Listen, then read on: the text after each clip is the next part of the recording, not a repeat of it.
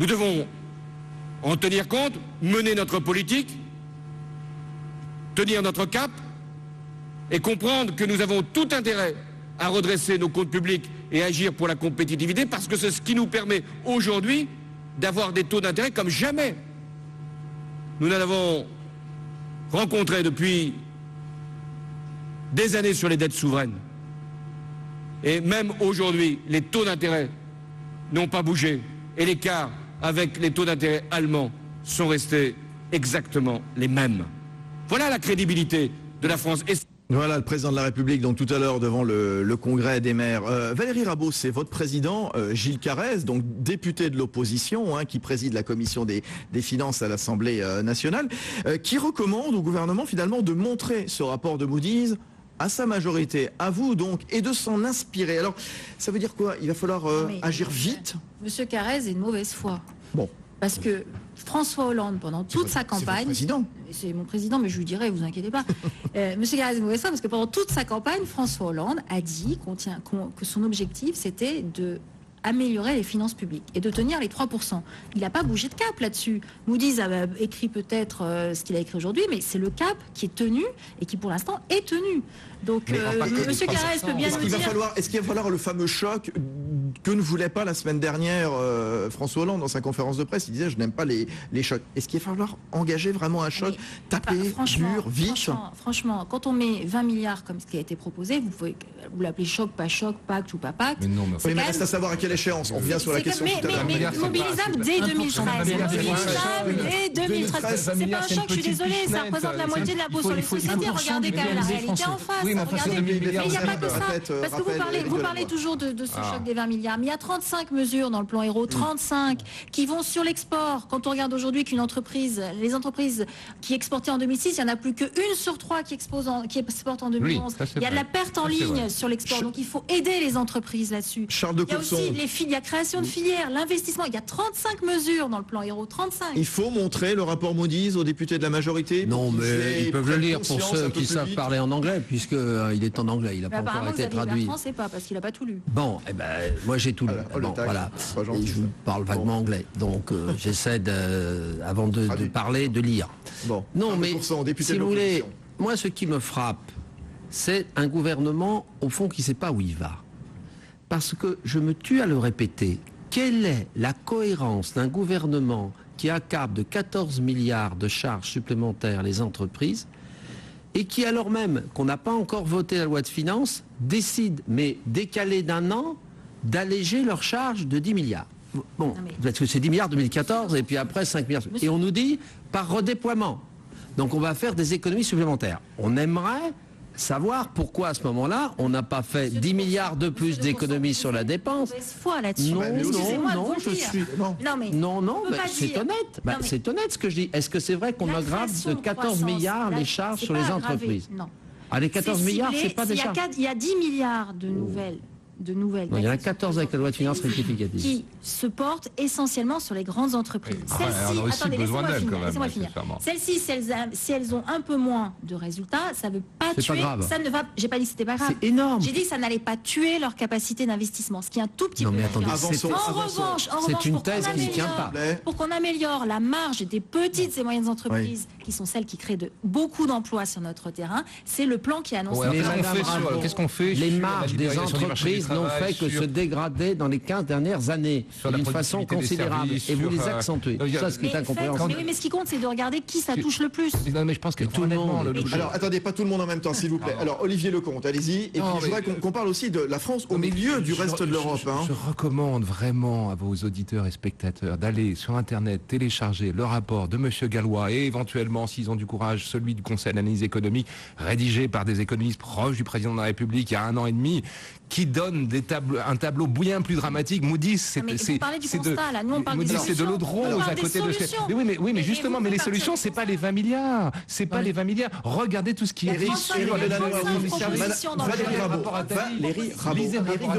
Éric Delannoy. Les débats qu'on a aujourd'hui et que j'entends, c'est les mêmes qu'on entend depuis 15 ans, depuis 20 ans. Encore une fois, moi j'aimerais bien, qu'on sorte des positions idéologiques, et Dieu sait si des positions idéologiques il y en a. J'attends la loi bancaire, mais je vais avoir de mauvaises surprises sur le sujet, par exemple. J'attends qu'on passe des annonces à l'acte, parce que des annonces, ça fait 20 ans qu'on en fait, et ça fait 20 ans qu'on ne réalise rien. Je peux parler de la réforme de l'État, un rapport Spies-Forou en 2000 qui notait exactement ce qu'il fallait faire en 2000. Le rapport Pébro, on en parlait en 2005. On n'a rien fait. 3, j'aimerais bien qu'on favorise la création de richesse, même si ce mot est un mot qui file des boutons à la majorité actuelle. Bon, alors attendez, on avance. La richesse ne file aucun bouton à la majorité actuelle, je vous rassure. Bon. Il y a eu parce qu'il y a eu beaucoup de conversions ces derniers jours, c'est pour ça? Il y a beaucoup de conversions ces derniers jours. La création, la croissance, la création de richesse. Il commence à bouger, vous voyez, il ne faut pas désespérer. Il commence à bouger. Charles de Courson, député de l'opposition. Adèle, elle est à Lille. Elle nous dit la France décroche de l'Allemagne et du reste de l'Europe du Nord. Est-ce que c'est une difficulté pour François Hollande de se faire entendre des Allemands? C'est vrai que Berlin a encore son triple A, comme la Finlande, le Luxembourg, les Pays-Bas. Valérie Rabault, vous savez, François Hollande va parler plus difficilement avec l'Allemagne? Je trouve qu'il parle beaucoup plus facilement que Nicolas Sarkozy. Non mais, enfin, quand même. Regardez, lisez la presse allemande. Je vous invite à lire la presse allemande. Vous ne pouvez pas dire... Mais c'est pas le sujet. Vous me demandez s'ils arrivent à se parler. Je vous dis oui. Oui. Et ils arrivent mieux à se parler qu'avant. Ils arrivent à parler à égalité. Avec je ne suis pas... C'est pas le sujet. Je sais pas, c'est pas le sujet. Mais le sujet, je ne sais pas ce que ça veut dire parler à égalité. Il y a un pays qui fait 80 millions de personnes, d'autres 65. Wolfgang Schäuble, qu'est-ce qu'il disait ce matin? Je le citais, mais on va l'entendre. Il juge que la notation de la France, elle est encore très stable. Il récuse toute dramatisation. On écoute le ministre allemand des Finances. Nous avons appris hier soir que notre partenaire le plus important avait reçu un léger avertissement d'une agence de notation. La note de la France est toujours stable. Il ne faut pas dramatiser ceci de manière excessive. Nous avons tout intérêt à ce que tout le monde en Europe soit à la hauteur de ses responsabilités. Un léger avertissement, dit Wolfgang Schäuble. Benaoud Abdelrahim, vous avez suivi ce discours, c'était devant les députés du Bundestag. Comment vous l'expliquez, ce discours apaisant finalement, discours apaisant? Il semble très arrangeant, Schäuble. Oui, le ministre allemand des Finances ne pouvait pas se montrer plus solidaire aujourd'hui de l'État français.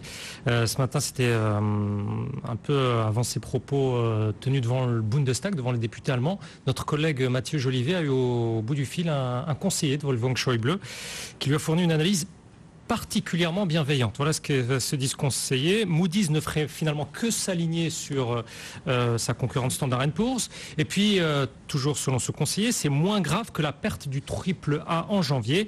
Berlin semble même disposé à enjoliver la réalité, puisque Wolfgang Schäuble affirme que la note de la France reste, je cite, très stable, alors que c'est en contradiction avec le communiqué de Moody's, qui, rappelons-le... Ils ont pris la leçon de ce qui s'est passé il y a 15 jours, quand il s'est dit que l'Allemagne préparait un rapport sur la France, etc. Ils se sont dit qu'ils ne pouvaient pas recommencer la même erreur. Sauf qu'ils disent que ça reste très stable, sauf que la note est, pour la France, est en perspective négative, pour rappel. Et c'est d'ailleurs ce qu'a souligné tout à l'heure le site du Spiegel. Ce journal allemand de référence écrit que Moody's semble avoir peu confiance en un changement rapide de direction par la France. Il va falloir attendre un peu pour voir si ces propos seront ou non repris à haute voix dans la classe politique allemande, sachant que l'Allemagne est désormais la dernière grande économie de la zone euro qui puisse encore perdre son triple A, car parmi les trois motifs essentiels dont on a abondamment parlé ici d'abaissement de la note française, Moody's explique qu'il est de plus en plus aléatoire d'évaluer la capacité de la France à résister à de nouveaux chocs de la zone euro. Si c'est devenu de plus en plus aléatoire pour la France, il paraît logique, a priori, que cela devienne de plus en plus aléatoire pour son principal partenaire économique, industriel, commercial, politique, c'est-à-dire l'Allemagne, d'où un doute légitime sur la perspective du triple A allemand. Ouais, on vient d'entendre Benaoud Abdelrahim, Éric Delannoy. L'Allemagne, c'est le prochain à être dégradé? L'Allemagne, c'est le prochain qui risque d'être dégradé. Je rappelle juste un chiffre, 60% de l'économie allemande dépend de l'économie européenne. Si l'économie européenne commence à mal aller, notamment le partenaire français qui est un de ses principaux partenaires, il y a un risque que l'Allemagne aille mal. On voit d'ailleurs aujourd'hui que les excédents commerciaux allemands commencent à décroître. Donc ils se posent la question de savoir comment on va maintenir un socle commun, et ils ont tout intérêt à faire en sorte que la France se porte bien. Dernier enjeu, l'enjeu important en termes de gouvernance européenne d'avoir un socle commun France-Allemagne, c'est par rapport à la Grande-Bretagne, dont on n'entend pas beaucoup parler en ce moment, mais qui est un véritable enjeu de savoir ce qu'on va en faire. faire sur le budget, sur la capacité à gérer l'euro par rapport à la livre sterling, etc., etc. La place de l'Allemagne et de la France la place de la Grande-Bretagne en Europe va être conditionnée par la solidité du couple franco-allemand. Écoutez, jeudi soir, les décodeurs de l'écho, on en parlera à l'occasion du Conseil européen sur la place de la Grande-Bretagne. Est-ce qu'elle a encore toute sa place dans l'Union européenne? Dernier point, ce qui me gêne considérablement quand même, dernier point, c'est que je n'entends toujours pas parler d'un projet européen. Pour donner de la confiance aux investisseurs et pour pouvoir préparer les réformes structurelles, il faudrait un projet européen. On n'en a pas. Alors, tour de table, c'est la question qu'on se posait ce soir dans les décodeurs de l'écho. La perte du triple A, est-ce qu'il faut s'en moquer? Valérie Rabault, députée socialiste, vice-présidente de la Commission des Finances. Non, vous allez lire avec intérêt ce rapport Moody's, vous allez vous en inspirer. Je vous rassure, je l'ai déjà lu. Bien entendu, mais je parle de vos collègues de la majorité. Hein. Mais s'en inspirer, il pose un constat qu'on connaissait déjà, qui est d'ailleurs repris dans les 35, dans l'analyse proposée à la fois par le rapport Gallois.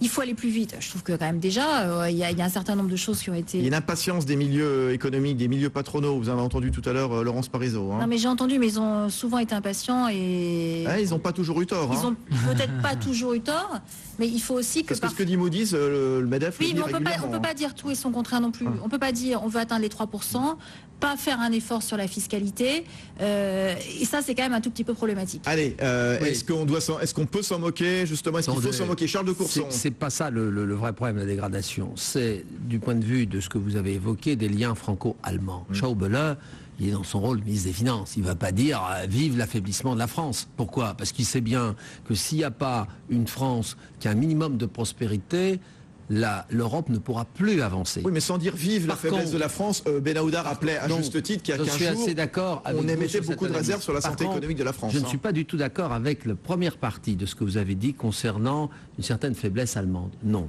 Moi, ce qui me frappe quand on va rencontrer nos collègues de la Commission des finances allemands, connaissent députés, c'est au fond la très grande cohérence des différentes compositions de la classe politique, voire même les Verts.